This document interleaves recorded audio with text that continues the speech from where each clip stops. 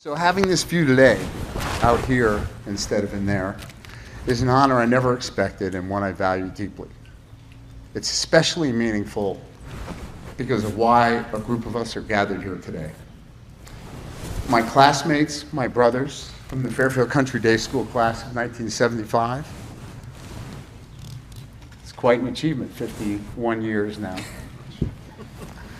Fairfield Country Day, founded in 1936. We graduated here 50 years ago, singing Green the Fields, as you guys will today. As all of you know, especially the parents, FCDS places extraordinary emphasis on academics, on public speaking, athletics, and perhaps most importantly, the building of young men's character. And if I do say so myself, and I think we can all attest to that, they've succeeded brilliantly. This school changes people. Its impact is pervasive, profound, and ultimately transformative. Graduates, you may think you understand that today. Trust me, you do not. Not yet, but you will.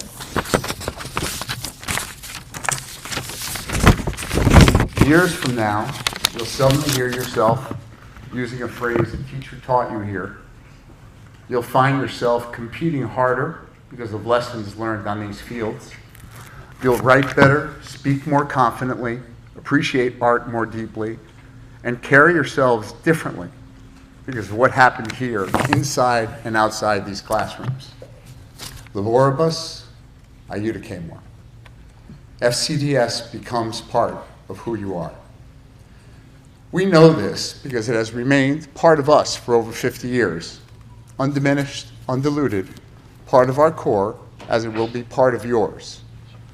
As wonderful as this institution is, and it truly is, the catalyst that makes it all work is the faculty. My classmates and I were fortunate enough to have a teacher who profoundly shaped every one of our lives, Harold Saylor. Over the past year, after 5 decades apart, all of us reconnected with one another and with Harry.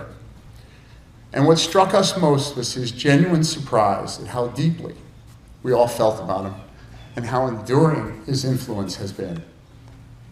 And frankly, we found that unacceptable. So, united in the belief that this oversight needed correcting, our class created and endowed a new award that will continue long after we're gone. Beginning this year, each graduating 9th grade class will select the teacher who most impacted them personally. The teacher who reached beyond academics and truly changed lives and touched souls. This is not an award for resumes and publications or outside accomplishments. It's something far more meaningful. It's the student's choice. It's given to a teacher who, within this remarkable place, reached the hearts and minds of young people and left a permanent mark on who they became. In our case, that teacher took 24 wildly different boys from different backgrounds with varying talents, varying interests, varying attention spans, and occasionally, in my case, quite often, questionable judgment, and somehow reached every one of us.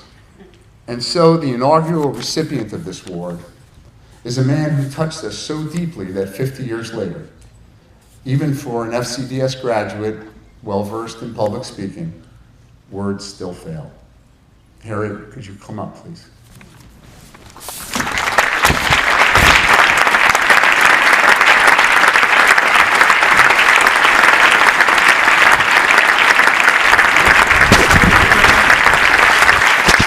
Where's the ball?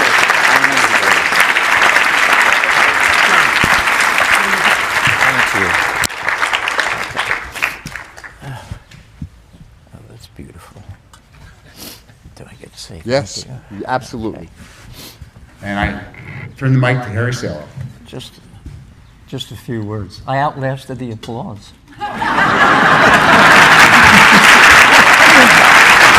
definitely needs 50 years worth of applause.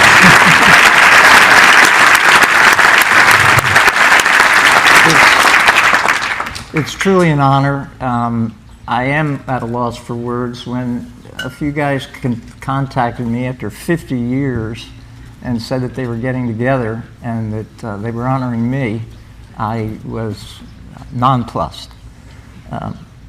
This is an honor that rates right up there in anything that I've ever accomplished. But what I've accomplished really pales compared to this class in 1975. This is an incredibly impressive group of men that have accomplished beyond my wildest expectations of them. And it is an honor. I know each and every one of them, they now call each other brother, which means more to me than anything. I coach these guys, and we never lost a game. Pretty amazing. They had to go somewhere else to learn what good losing meant. I think that was 41-0. Yeah. No ties. No ties. It is an honor. This is a citadel of civility. It's a very special place. I had the honor of working under Mr. Ely, and he was my teacher. And sitting in boardrooms that resembled war rooms, I remember him being always the calmest voice in the room. And part of his lesson to me was when things really look bad, they go dark. No, he didn't say that. What he said was humor goes a long way. And so if you're facing your board, not the stockholders, you can just say, come on, gentlemen, it's only money. I tried it, didn't work. At any rate, it truly is an honor, and I would leave you just with a few thoughts. First, to the graduating class of 2026, I hope that you're looking at these gentlemen, and I hope that you get a chance to meet them after this ceremony. They're all very impressive human beings. And they have reached out into the world, and they have not merely endured, they certainly have prevailed. I remember saying to them, one poem, I quoted one poem that still is a favorite.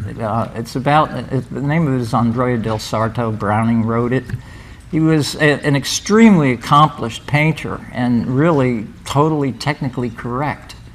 And toward the end of his life in this dramatic monologue, he's looking back, whining about his wife more than anything. And he thinks about his work, which was perfect almost, and he feels no satisfaction.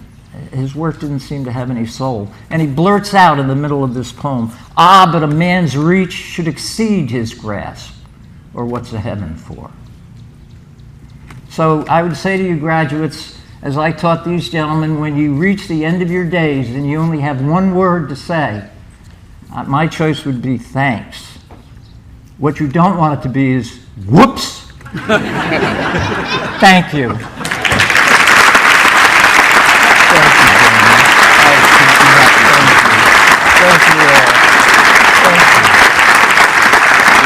I'm going to see if I can get downstairs.